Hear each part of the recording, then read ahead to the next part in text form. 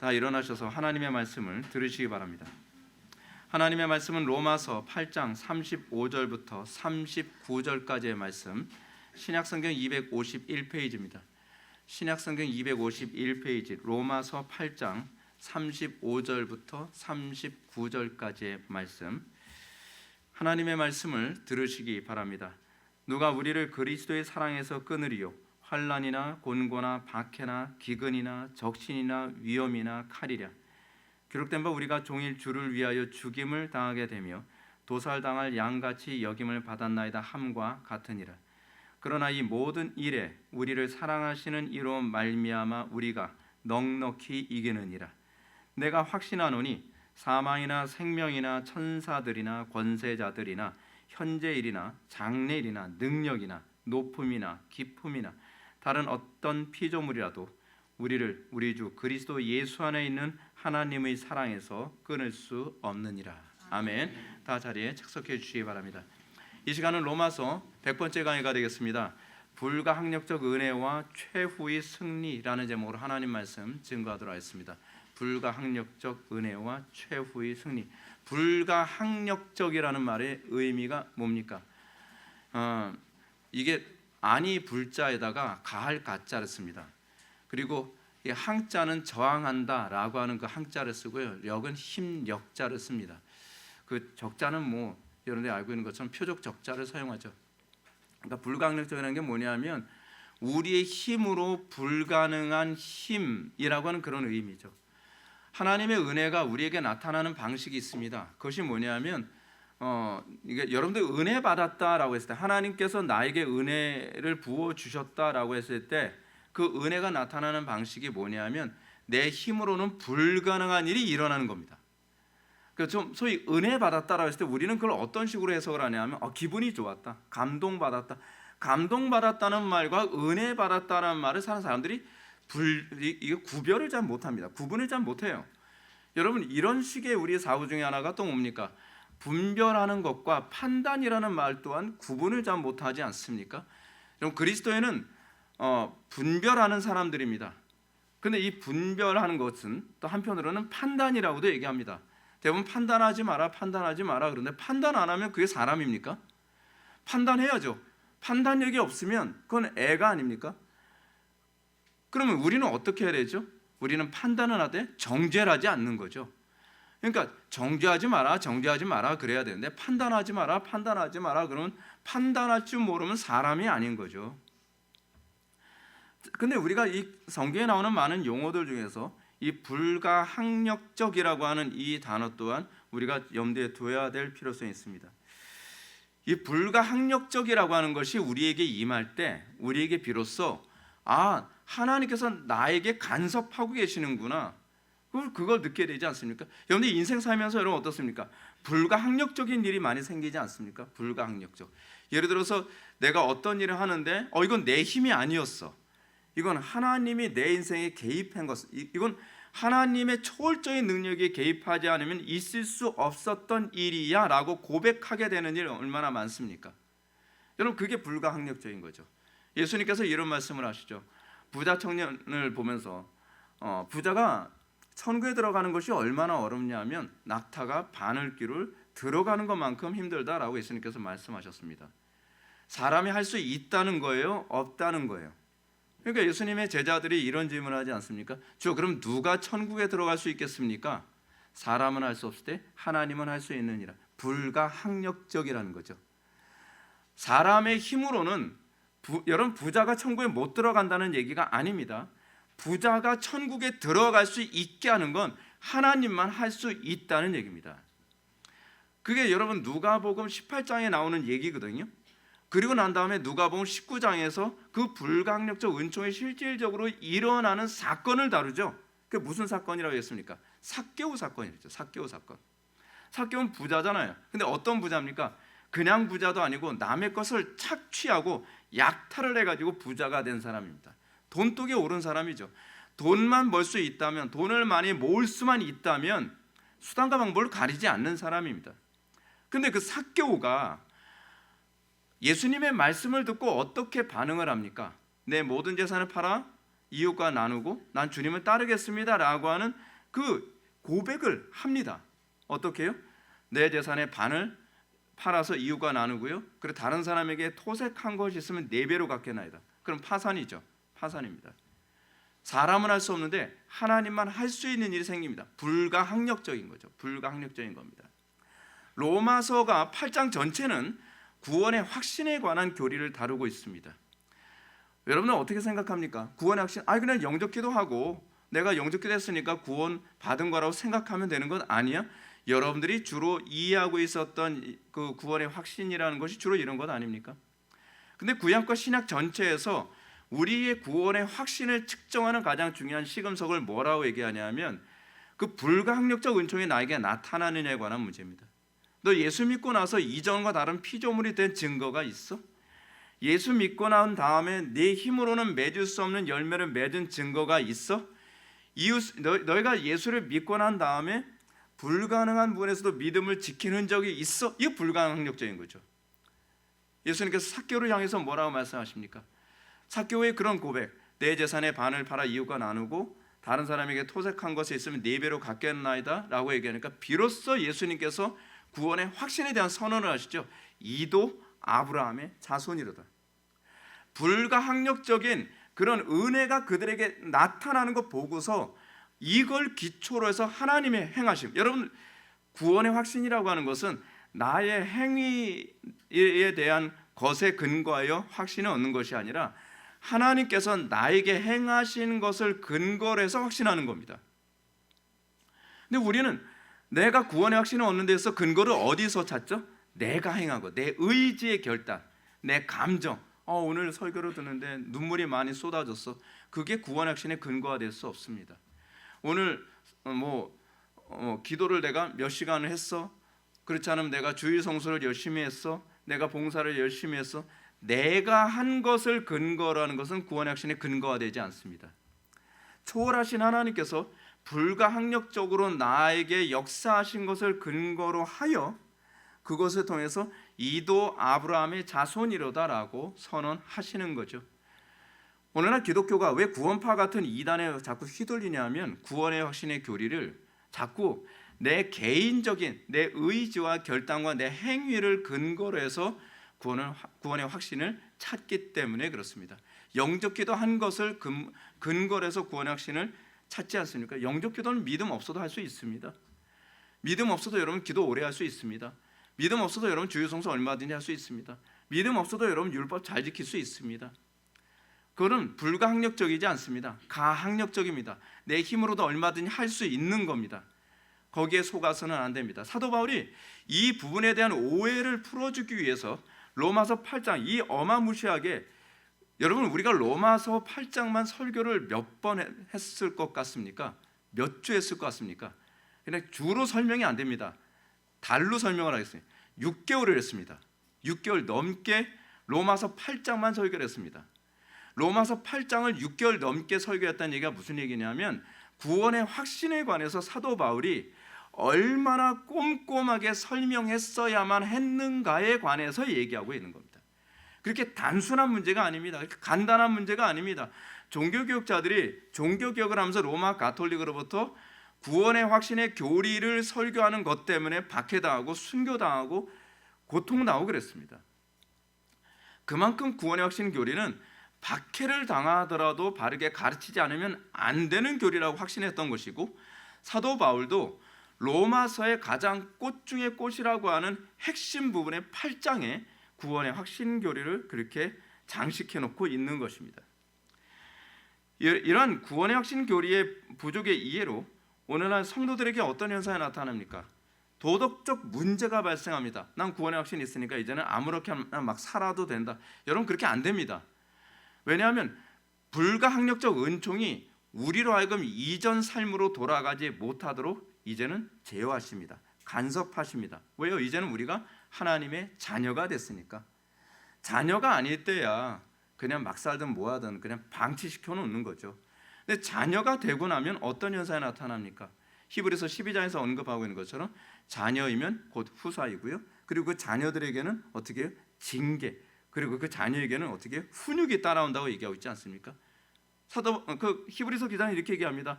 훈육이 없으면 버리운 자식이라고요.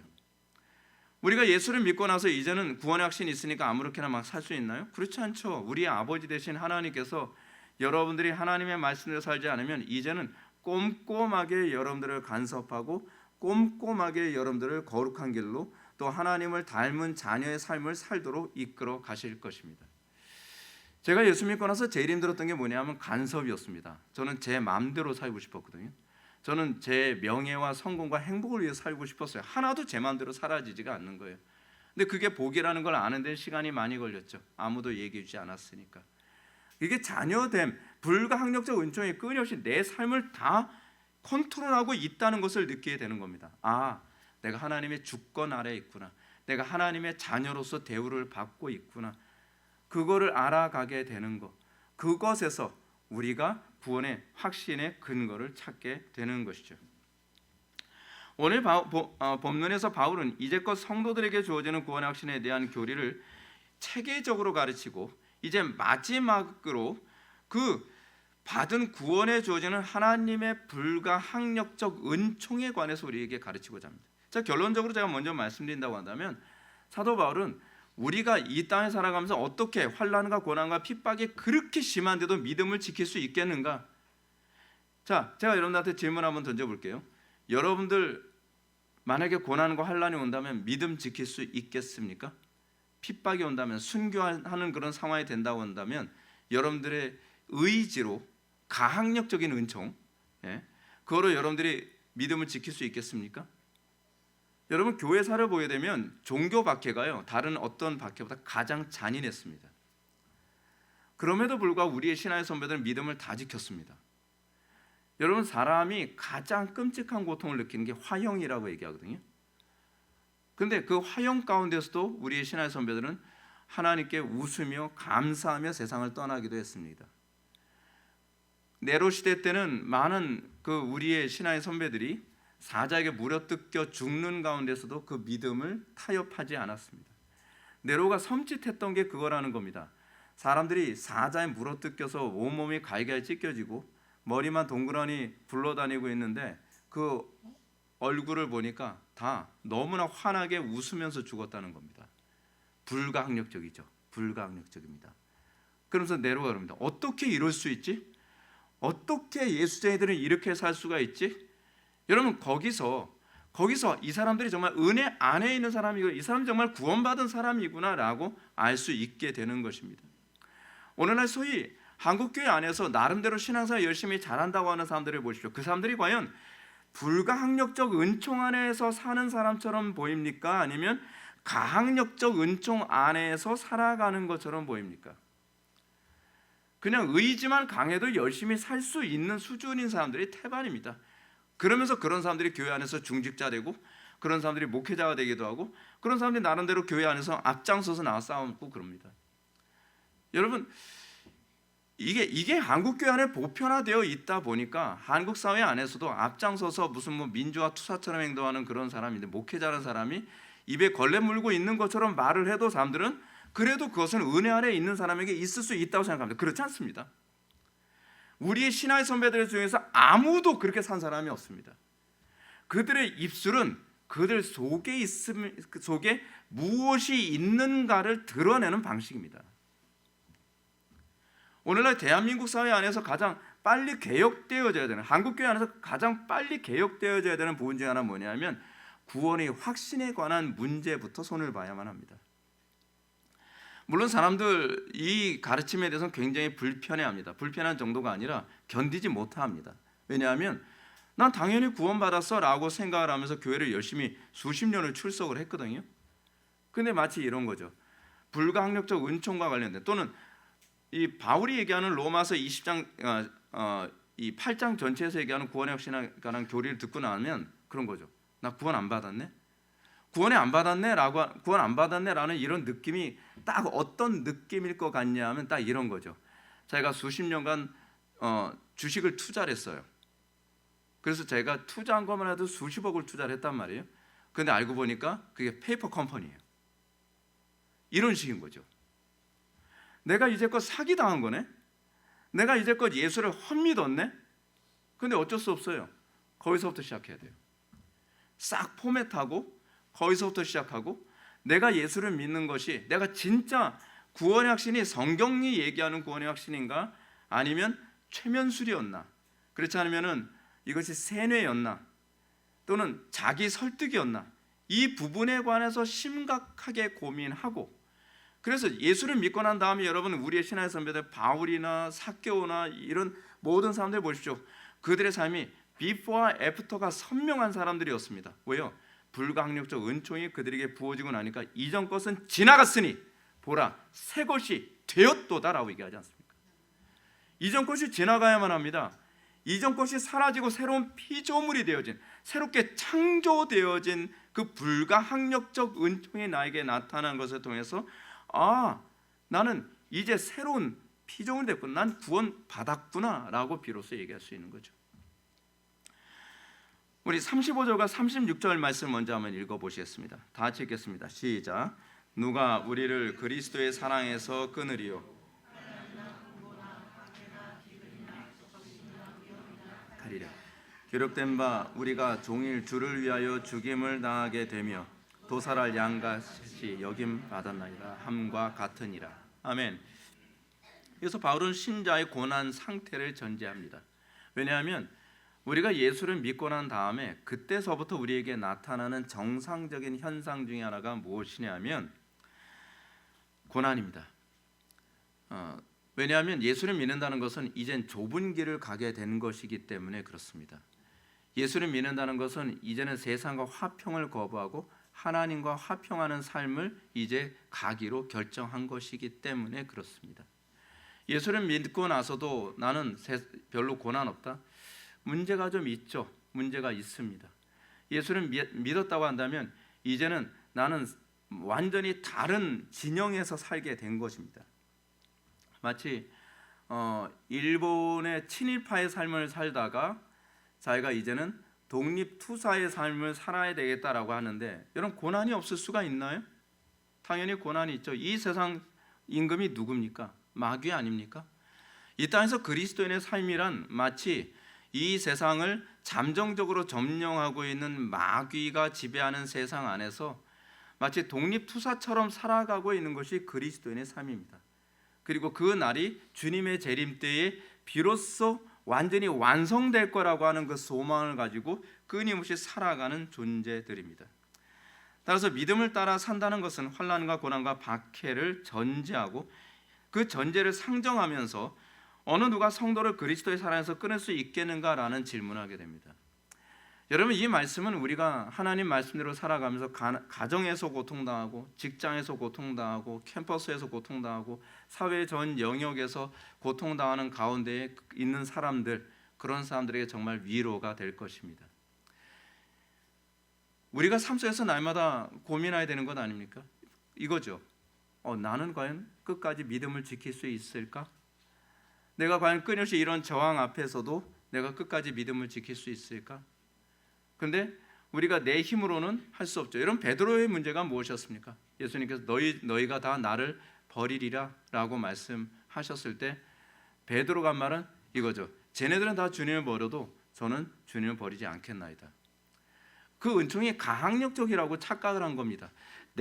믿음을 내가 지키는 거라고 생각한 겁니다.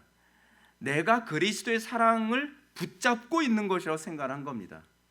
근데 여지없이 깨지죠. 깨지는 정도가 아니죠.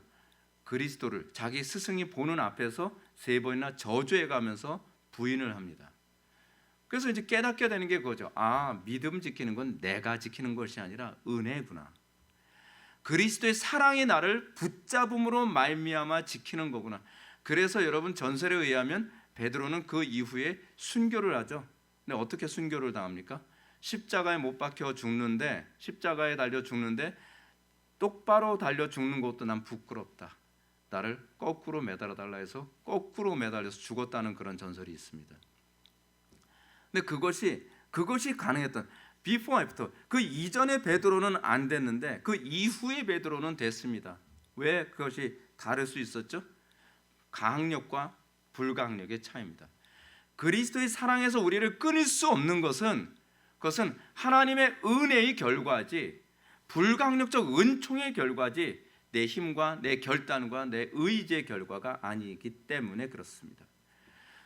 근데 상당수의 많은 성도들은 그렇습니다. 예배 대충 하고 그래 결단했어.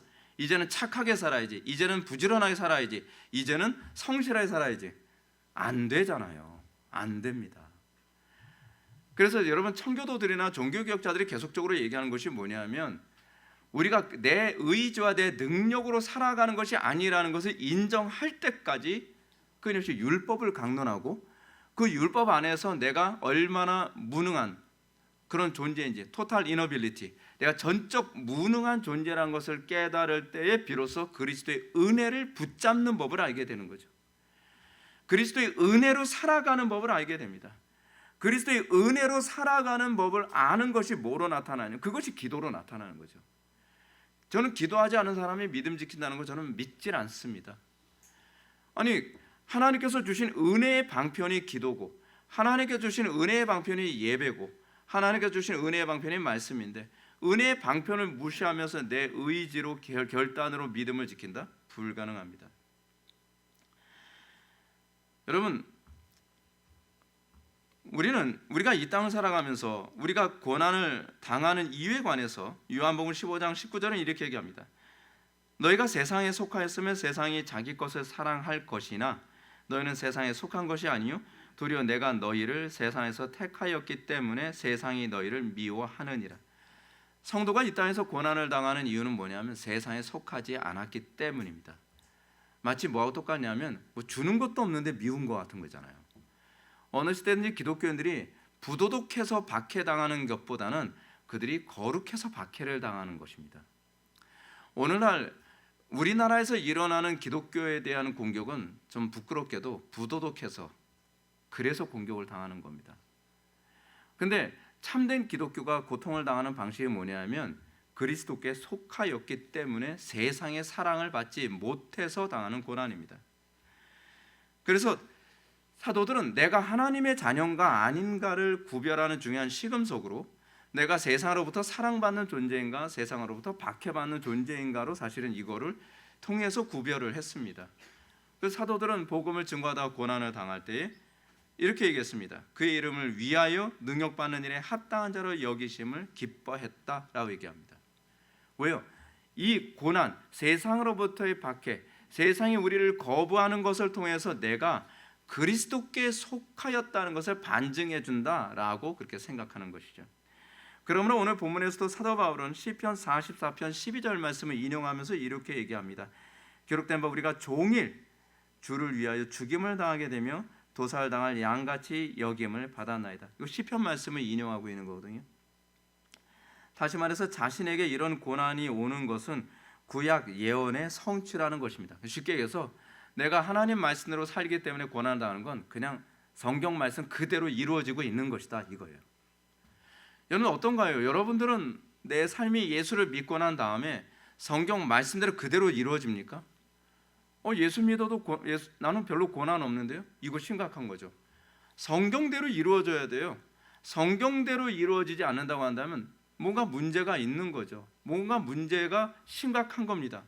참된 신자는 바울의 표현처럼 바울이 시편의 말씀을 인용한 것처럼 이 땅에서 종일 주를 위하여 죽임을 당하게 되며 세상 사람들에게 도살당할 양 취급받게 되는 것이라는 것입니다. 그렇습니다. 여러분 예수를 믿는 것이라고 한다면 우리에게 있어 하나님의 말씀 그대로 일어나야만 합니다. 하나님 말씀 그대로 되어야만 합니다. 우리가 고난과 괴로움이 있는 가운데서 그 고난과 괴로움이 완전히 죽고 그리스도께서 살아나는 것이 바로 우리가 그 말씀에 부합하며 사는 것입니다. 여러분 우리가 하나님 말씀대로 사는 것 때문에 고통받는 이유 중에 하나 그거는 전도에 미련한 것으로 복음을 증거하기 때문에 그렇습니다. 세상 사람들은 이해를 못합니다. 왜 저 사람들은 저렇게 살지? 세상 사람들이 우리 그리스도인들을 보면 왜 저렇게 어리석게 살지? 아니 조금만 타협하면 쉽게 살 수 있는데 알죠? 우리도 알죠. 어떻게 하면 쉽게 살 수 있는지. 근데 성경이 그렇게 얘기하지 않잖아요. 성경이. 그래서 사도 바울은 복음을 세상 사람들의 관점에서 전도에 미련한 것이라고 가르치고 있습니다. 십자가는 미련하죠. 왜요? 예수님이 어떤 분이죠? 만왕의 왕이시고 온 우주의 창조주이시잖아요. 예수님께서 원하시면 예수님께서 말씀하시잖아요. 내가 천군 천사를 다 동원해서 싹 다 진멸시킬 수 있다고요. 근데 미련하게도 예수님께서 선택하신 것은 죽으심입니다. 희생당하신 겁니다. 미련하죠. 어리석죠. 근데 그것이 그리스도인이 사는 방식입니다. 그래서 바울은 또 얘기합니다. 육에 속한 사람은 하나님의 성령의 일을 받지 아니하나니 이는 그것들이 그들에게는 어리석게 보이며 또 그는 그것들을 알 수 없나니 이러한 이들은 영적으로나 분별함이니라. 그렇습니다. 이것이 복음의 진수입니다. 그러므로 우리는 오늘날 복음을 인간의 타락한 본성과 눈높이에 맞춰서 전하는 이 풍토가 개혁되어져야만 합니다. 사실은 복음은 거슬리게 전하는 겁니다. 사람들 귀에 달콤하게 전하는 것 아닙니다. 사람들이 우리 교회에서 처음 설교를 듣는 사람들이 그런 생각을 하죠. 아니 사람들이 좋아할 만한 얘기를 하지 않고 왜 죽어라 죽어라고 회개하라고 얘기하고 십자가를 지라고 얘기하는가? 아니 그게 성경이 가르치는 바예요. 그렇게 갔다면 한국교회 지금 이 지경까지 가지 않았고 대한민국이 이 지경까지 가지 않았습니다. 더 많은 사람들을 받아들이기 위해서 그들의 가련기를 긁어주는 쪽으로 했습니다. 물론 그렇게 하면 더 많은 사람들이 모이죠. 사도 바울이 얘기했던 것처럼 마지막 때가 되면 될수록 사람들이 가련기를 긁어줄 스승을 찾아서 돌아다닌다고 얘기하지 않습니까? 근데 거기에 맞추니까 교회가 타락하는 겁니다. 우리는 전도에 미련한 것으로 증거하는 겁니다. 사람들이 들을 때에 불편한 것, 어떤 사람들에게는 바리새인들에게는 그것이 뭐예요? 걸림돌처럼 여겨질 수 있는 그 말씀, 또 헬라인들이 봤을 때는 그것이 미련하게 보일 수 있는 그 말씀을 증거하는 가운데에 그 가운데서 그런 설교가 그런 복음이 초대교회를 변화시켰고 그리고 중세시대를 변화시켰고 그리고 18세기 19세기를 변화시켰던 메시지였습니다. 그들의 메시지가 회중들의 가련기를 긁어주는 메시지였기 때문에 세상을 변화시킨 것이 아니라 전도에 미련한 것, 본성에 거슬리는 것, 사람들이 듣기 싫어하는 것, 그러나 하나님께서 원하시는 그 말씀을 증거할 때에 시대가 변했습니다. 한국교회는 다시 그렇게 돌아가야만 합니다. 이제 37절부터 39절 말씀은 이러한 추론이 결코 틀리지 않았음을 우리들에게 보여줍니다. 그러나 이 모든 일에 우리를 사랑하시는 이로 말미암아 우리가 넉넉히 이기느니라. 내가 확신하노니 사망이나 생명이나 천사들이나 권세자들이나 현재일이나 장래일이나 능력이나 높음이나 깊음이나 다른 어떤 피조물이라도 우리를 우리 주 그리스도 예수 안에 있는 하나님의 사랑 안에서 끊을 수 없느니라. 오늘날 이 시대 교회가 가지고 있는 위험성이 뭐냐면 은총 없이도 살 수 있는 구도를 스스로 찾고 있다는 것이 문제입니다. 불가항력적 은총이 없어도 얼마든지 적응할 수 있는, 그래서 성경이 가르치는 바에 따라 우리는 살지 않고 우리는 세상 사람들의 그 지혜를 따라서 살아가죠. 제가 이제 우리 교회 아이들을 하나님 말씀대로 철저히 양육을 하면 외부에서 저한테 이제 그런 얘기를 한다 그랬죠. 아이들 그렇게 하면 학교에서 적응 못합니다. 저한테 그런 얘기예요. 아이들 그렇게 하면 대학 가서 적응 못합니다. 그런 얘기를 하죠. 그렇게 가르치면 직장 생활에서 사회 생활하는데 적응하지 못합니다. 저한테 그렇게 얘기를 합니다. 그래서 제가 그렇게 얘기합니다. 왜 적응을 해야죠? 라고 질문을 던지면 굉장히 황당해합니다. 왜냐하면 적응하는 것이 소위 강단의 설교나 복음이 마치 어떻게 하면 학교에서, 직장에서, 캠퍼스에서, 가정에서 잘 적응하며 살 수 있을까를 가르쳐주는 것이 복음이라고 생각합니다. 아니요, 그렇지 않습니다. 예수님께서 뭐라고 말씀하시죠? 내가 세상에 화평을 주러 온 줄로 생각지 말라. 화평이 아니요 검을 주러 왔노라. 성경은 우리들에게 세상에 적응하라고 가르치지 않으셨습니다. 세상과 구별되라고 가르치셨습니다. 그것이 복음입니다. 아이들은 학교에서 적응하는 법을 배우는 것이 아닙니다. 적응하게 되면 타협하고 그리고 타락하고 세속화되어져 갑니다. 아니 왜 어렸을 때서부터 아이들이 학교에서 하나님의 말씀을 적당히 타협하는 법을 자꾸 훈련을 시킵니까? 그러니까 그 아이들이 커가지고서 교회를 더 썩게 만드는 것 아니겠습니까? 아니요. 아이들이 하나님 말씀대로 고난당하는 법도 배워야만 합니다. 거기서 이기는 법을 배워야만 합니다. 그럼 그러다 애들이 자살하거나 그러면 어떻게 해요? 아니, 그렇지 않아요. 특별 은총이 있잖아요. 불가항력적 은총이 있잖아요. 세상적으로 그렇게 살면 반드시 망합니다. 세상적으로 그렇게 살면 필패합니다. 반드시 패배합니다. 그러나 우리는 그렇지 않습니다. 세상 사람들이 그렇게 살면 망하는 이유가 뭐냐면 거기에 불가항력적 은총이 가미되지 않기 때문에 그렇습니다. 변수가 없죠, 그들에게는요. 근데 우리에게는 변수가 있습니다. 그 변수가 뭡니까? 불가항력적 은총입니다. 아이들이 그 안에서 믿음이 자랍니다. 아, 이런 상황에서 하나님께서 우리의 믿음을 지켜주시는구나. 이런 상황에서도 우리가 이길 수 있게 해주시는 거구나. 네. 그것이 쌓여가면서 믿음이 되고, 그것이 쌓여서 다니엘같이 되는 것이고, 그것이 쌓여서 다니엘의 세 친구 사드락과 메삭과 아벳느고 같은 그런 신앙이 나오게 되는 것입니다. 그런 것이 쌓여서 다윗이 되는 겁니다. 다윗이 언제 그 늑대 일이 곰 사자하고 타협했다고 얘기합니까? 늑대 곰 일이 사자 나타나는데 옛다 이 양 한 마리 던져줄 테니까 다른 양들 건드리지 마라. 정반대였죠. 오히려 양 한 마리를 지키기 위해서 자기가 목숨을 걸고 물맷도 집어 던져서 뭐라고 얘기해요? 사울한테 내가 그 입에서 내가 양들을 구해냈나이다. 여러분, 이게 그리스도인입니다. 이것이 복음입니다. 다윗은 불가항력적 은총을 믿었습니다. 그래서 골리앗과 싸울 때도 뭐라 얘기합니까? 불가항력적 은총을 얘기하죠. 너는 창과 칼과 방패로 나에게 오지만 나는 불가항력적 은총, 만군의 주 여호와 하나님의 이름으로 나아가노라. 그래서 백전백승하는 거죠. 그 부분이 쌓여가면서 왕이 됐기 때문에 위대한 왕이 될 수 있었던 겁니다. 대한민국 사회가, 그리고 대한민국 교회가 이제 그 부분을 다시 회복해야 되나 믿습니다. 바울은 얘기하죠. 우리를 그리스도의 사랑에서 어떻게 한다고요? 아무것도 끊을 수 없다. 끊을 수 없는 정도가 아니라 우리가 넉넉히 이기느니라 라고 얘기합니다. 참된 신자, 하나님 말씀대로 살아가는 신자, 믿음으로 살아가는 신자들에게는 고난만 있는 것이 아닙니다. 반드시 승리하는 영광과 은혜가 따릅니다. 그래서 바울은 어떤 가능성이나 확률을 얘기하고 있지 않습니다. 하나님은 가능성이 아닙니다. 하나님은 확률이 아닙니다. 하나님은 절대적이십니다. 그런데 그 하나님께서 반드시 넉넉히 이기게 해 주실 것이라고 얘기합니다. 또한 여러분, 이것은 우리의 어떤 특별한 기질을 가지고 있는 사람에게만 이것이 가능하다고 얘기하는 것이 아닙니다. 바울은 무제한적으로 얘기합니다. 저는 성격이 원래 내성적이라서요. 저는 성격이 원래 소극적이라서요.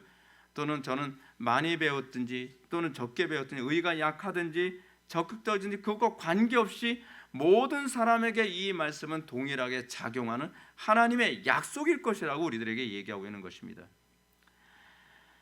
이것은 바로 하나님께서 주시는 불가항력적 은총 때문입니다. 이것은 인간의 상식, 가능성, 기질을 뛰어넘습니다. 그래서 불가항력적 은총이라는 것입니다.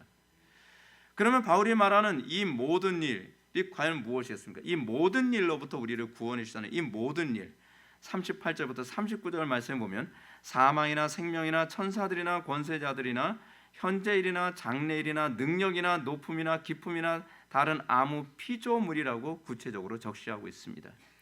그래서 바울이 나열하고 있는 고난의 목록을 자세히 보시기 바랍니다. 사망이나 생명, 여러분, 사망의 위기나 생명의 재난을 언급하는 것입니다. 하나님께서 우리를 보호해 주시는데 그 보호가 예를 들어서 보호받을 만한 상황, 그걸 얘기하는 것이 아니라 사망이나 생명, 다시 얘기해서 하나님의 말씀대로 살아가는데 목숨이 왔다 갔다 하는 것, 그렇죠? 성도가 여러분 믿음 지키다 보면 목숨이 왔다 갔다 하지 않습니까? 초대교회 때부터 지금까지 어느 시대든지 하나님 말씀대로 살겠다라고 하는 사람들은 목숨이 왔다 갔다 했습니다. 그것이 교회사입니다. 교회사는 순교의 역사입니다. 교회사는 고난의 역사입니다. 근데 교회사는 순교와 고난이만 있는 역사가 아니라 불가항력적 은총으로 뒤덮인 역사입니다. 그래서 우리가 기독교는 고난 때문에 인상 찡그리고 사는 것이 아니라 고난 가운데서 기뻐하며 감사하며 또 사기가 하늘에 충천한 그런 군사 같은 모습으로 살아가는 것입니다. 바울은 얘기합니다. 사망이나 생명으로부터도 하나님께서 우리를 구원하실 것이다.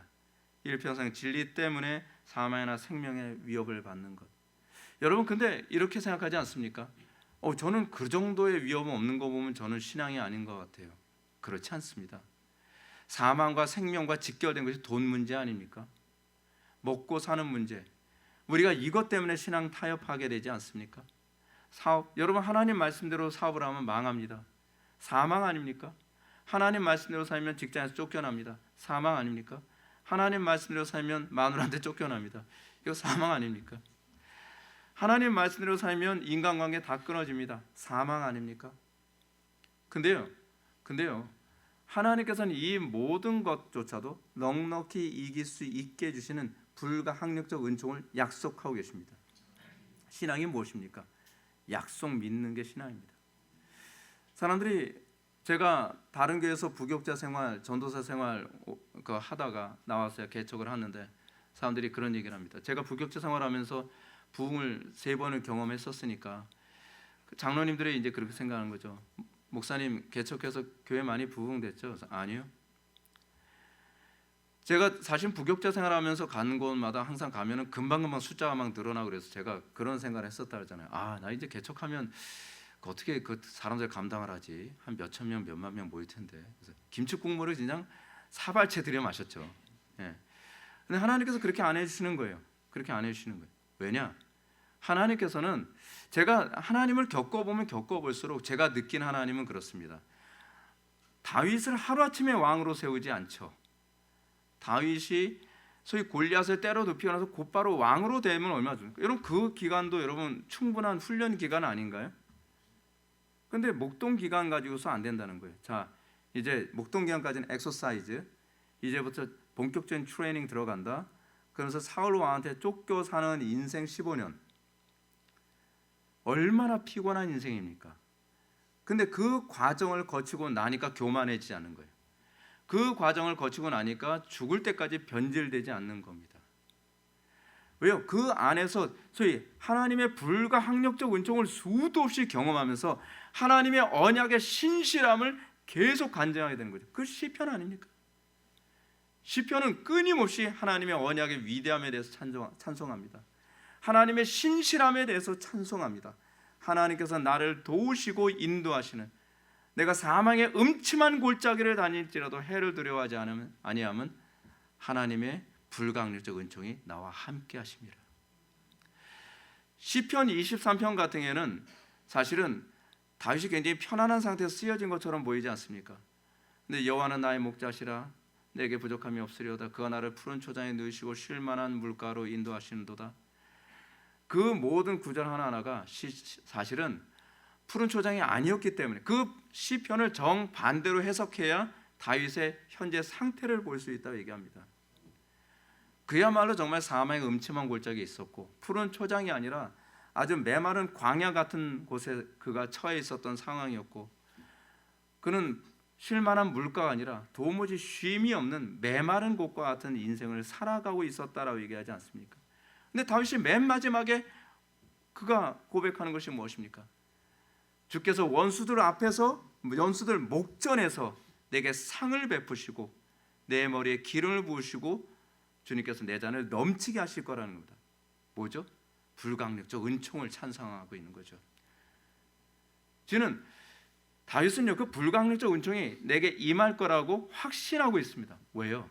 내가 겪었던 하나님이 수십 년 동안 나에게 신실하게 역사하셨으므로 이제도 또 불가항력적 은총으로 나를, 내 생명을 지켜주실 것이라고 믿기 때문에 그렇습니다. 여러분 망하는 거 두려워하지 마십시오. 죽는 거 두려워하지 마십시오. 세상 사람들 그것이 끝이기 때문에 두렵지만 우리는 부활하기 때문에 우리는 오히려 소망을 품게 됩니다. 대한민국이 아무리 혼란스럽다고 하더라도 두려워하지 마십시오. 여러분들 가정이 아무리 혼란스럽다고 하더라도 두려워하지 마십시오. 직장이 어떻게 된다 두려워하지 마십시오. 하나님을 사랑하는 자 곧 그 뜻대로 부르심을 입은 자들에게 모든 것에 합력하여 선을 이루실 것을 믿으시기 바랍니다. 하나님의 말씀, 하나님을 사랑해서 그 길을, 그 가시밭길을, 사망의 음침한 골짜기 같은 그 길을 걷게 됐다고 한다면 걱정하지 마십시오. 주님께서 반드시 살리십니다. 주님께서 원수들의 목전 앞에서 나에게 상을 베푸실 것이고, 그리고 내 머리에 기름을 부으실 것이고, 내 잔이 넘쳐날 것을 믿으시기 바랍니다. 두 번째로 바울은 이렇게 얘기합니다. 천사들이나 권세자들을 언급합니다. 천사들이나 권세자들이 우리를 함부로 하지 못할 것이다. 그래서 천사들이나 권세자들이란 앞에서 사망이나 생명이라고 짝지어서 말한 어법과 같이 이해를 해야 되는데, 따라서 천사들과 권세들은 한마디로 얘기하면 뭐라 얘기하냐면 타락한 천사, 그리고 그 권세들이라고 하는 것은 타락한 천사에 의해서 악한 영들이죠. 악한 그 타락한 영들의 그 배후에서 조정받고 있는 권력자들, 뭐 이런 걸 얘기하는 것이죠. 이런 타락한 천사와 사탄에 연결되어진 어떤 영적 존재들, 이렇게 이해할 수도 있고요. 그러므로 이 권세자들이라고 하는 것은 타락한 천사인 사단의 지배 아래에 있는 세상의 다양한 그 힘들을 얘기할 수 있을 것입니다. 그런데 여러분, 두렵지 않나요? 이런 사람들.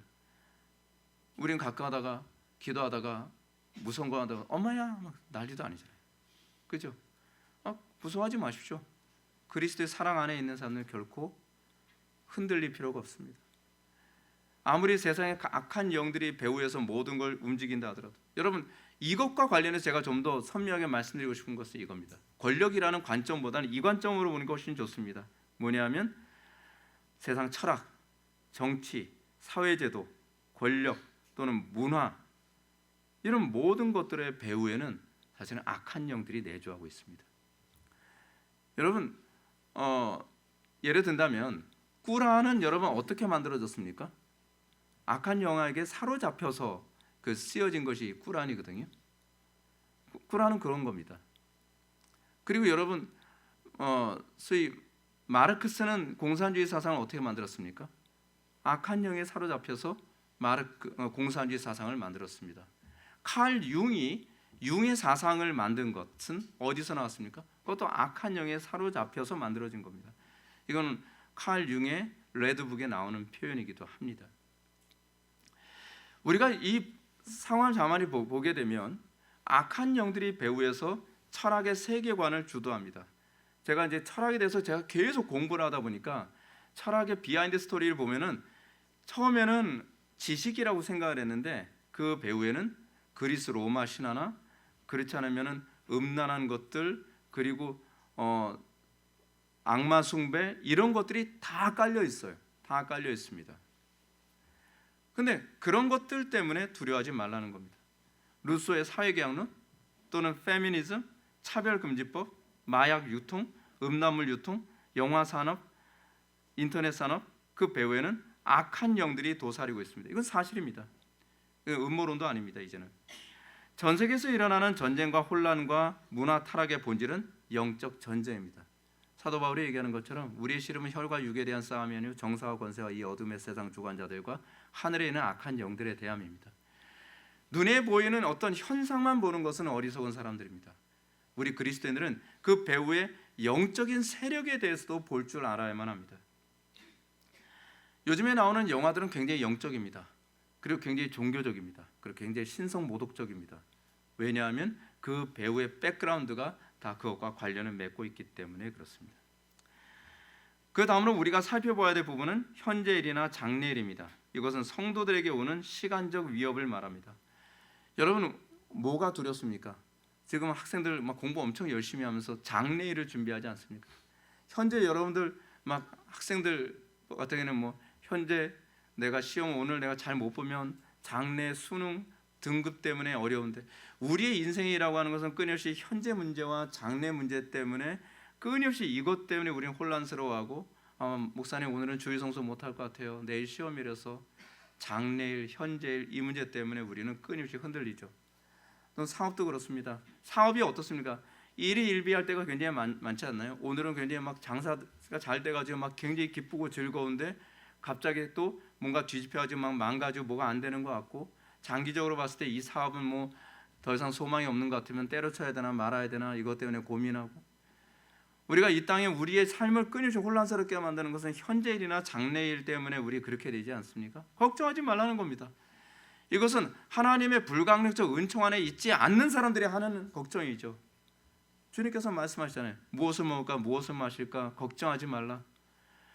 하나님께서 이 모든 것을 주관하고 계신다는 것, 하나님께서 그 불강력적 은총으로 모든 것을 당신의 선하신 뜻 가운데서 이끌어 가신다는 것을 믿는다고 한다면 우리가 걱정할 필요 없죠.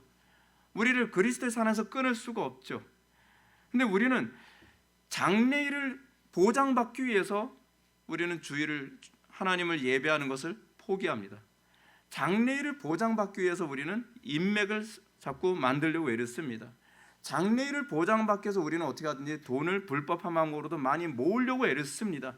장래를, 현재와 장래의 나의 삶을 보장받기 위해서 우리는 얼마나 많이 타협하고 우리는 얼마나 죄악 가운데 들어가는 걸 아무렇지도 않게 생각하느냐 하는 것입니다. 사도 바울이 얘기하죠. 걱정하지 마라. 걱정하지 마라. 이 세상 주관자들이 결코 그들이 아니라 하나님이시다. 공중에 나는 새를 보라. 예수님께서 말씀하시잖아요. 새가 뭐 걱정해서 먹고 삽니까? 들에 핀 백합화를 보라. 뭐 걱정해서 옷 잘 입고 살아가는 겁니까? 솔로몬보다도 아름다운 옷을 입고 살지 않습니까? 걱정하지 마라. 이 모든 것 주관하시는 분, 불강력적 은총으로 이 세상을 다 주관하시는 분이 하나님이시라는 것을 믿어라. 바울이 우리에게 그렇게 가르치고 있는 겁니다. 네 번째로 바울은 높음이나 깊음을 언급합니다. 이는 공간적 위협과 고통을 얘기하죠. 구체적으로 뭘 얘기하는지 모르겠어요. 패스. 마지막으로 살펴보는 부분은 능력입니다. 이 말은 현재일이나 장래일이나 높음과 깊음 사이에서 유일하게 짝을 이루지 않고 독단적으로 나온 단어입니다. 이 단어를 대부분의 주석이나 칼빈의 견해에 빌려서 본다면 악의 세력과 같은 영적 존재를 지칭한다고 그렇게 봅니다. 악의 세력 두려워하지 말라는 겁니다. 이 세상 주관자는 하나님이심을 믿으시기 바랍니다. 우리는 바울 자신이 겪었던 사실을 기초로 언급한 수많은 위협과 환난과 고통을 볼 때 정말로 그리스도를 따른다는 것은 정말로 위험한 인생을 선택하는 것이라는 건 사실입니다. 존 버넷의 철학에서 얘기하는 것처럼 예수를 따른다는 건 위험한 겁니다. 여러분 지금 위험한 길을 걸어가고 계시는 겁니다. 그런데 가장 확실한 길을 걸어가고 계시는 겁니다. 안전한 것 같지만 가장 잘못된 길을 걸어가는 사람이 있고요. 위험한 것 같지만 가장 확실한 길을 걸어가는 사람이 있습니다. 그것이 바로 복음입니다. 그것이 바로 그리스도께서 걸어가셨던 길입니다. 그 바울은 정말 위험한 인생을 살았죠. 바울은 끊임없이 생명의 위협을 겪고 그리고 다양한 고통과 어려움 가운데서 살았죠. 그런데 바울은 로마서의 이 말씀을 통해서 당당하게 고백합니다. 뭐라고요? 우리가 넉넉히 이기느니라. 바울은 내가가 아니라 우리가라고 얘기합니다.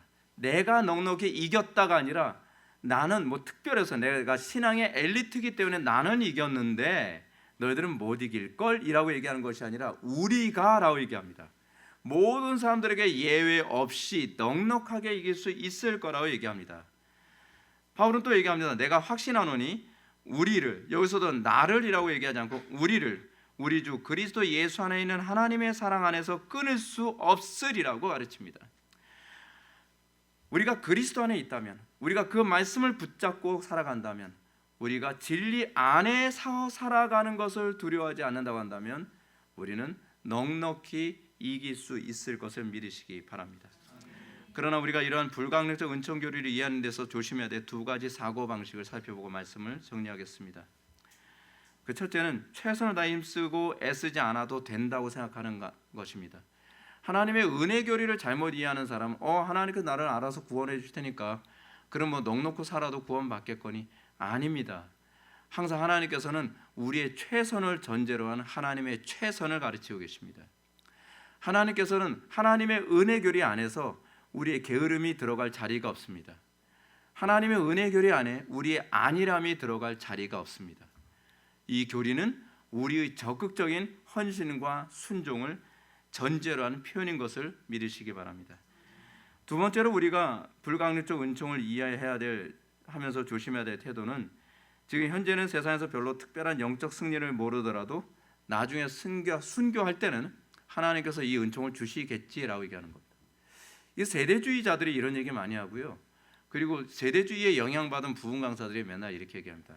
지금은 마누라 치맛복에 쌓여서 신앙생활 대충 하는 것 같지만 그때는 구원받을 걸, 들림받을 걸 믿으시기 바랍니다. 그러면 또 아멘 소리 안 하던 사람이 그때는 아멘을 목이 터져라 해요.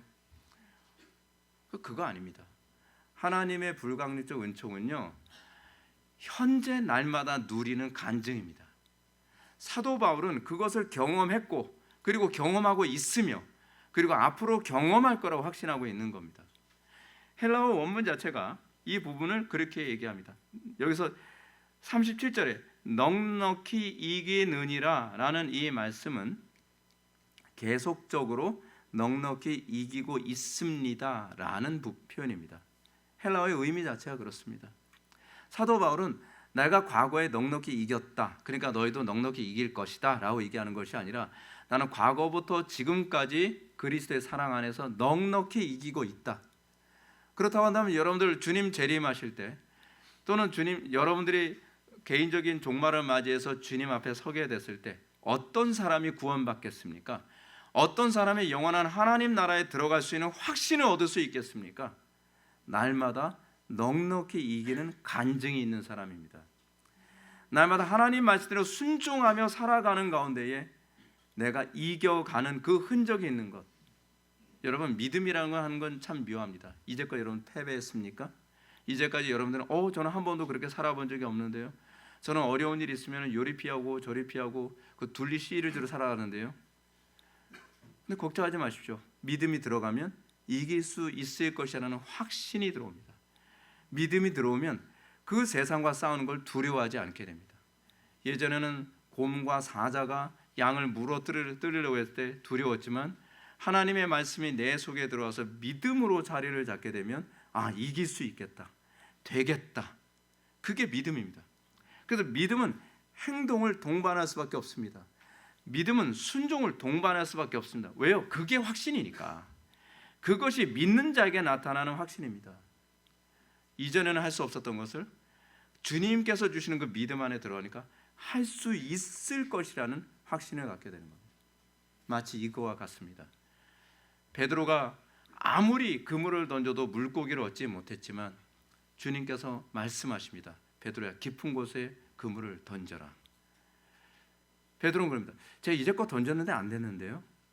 던지려니까 믿습니다. 그리고 던지니까 됩니다.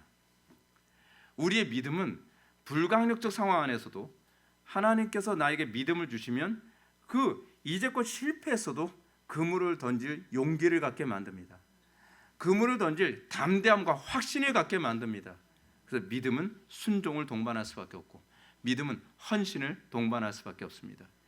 여러분들에게 이 놀라운 불가항력적 은총이 날마다 삶 속에서 선명하게 나타나서 날마다 넉넉히 이기고 있는 그 간증이 모든 삶의 영역에서 충만해지기를 주님의 이름으로 축원합니다. 기도하시겠습니다. 사랑이 많으신 하나님 아버지, 우리가 오늘 이 시간 불가항력적 은총과 구원의 확신의 교리에 대해서 살펴보았습니다. 아버지 하나님, 우리가 그리스도 사랑 안에 있으면 우리의 삶 가운데 나타나는 수많은 고난과 어려움과 난관, 환난과 위협 앞에서도 우리가 넉넉히 이길 수 있는 줄 믿습니다. 우리의 삶 가운데서 그 믿음 안에 거하게 하여 주시고 그리고 날마다 넉넉히 이기는 열매로 풍성하게 하여 주옵소서. 예수님의 거룩하신 이름으로 기도하옵나이다.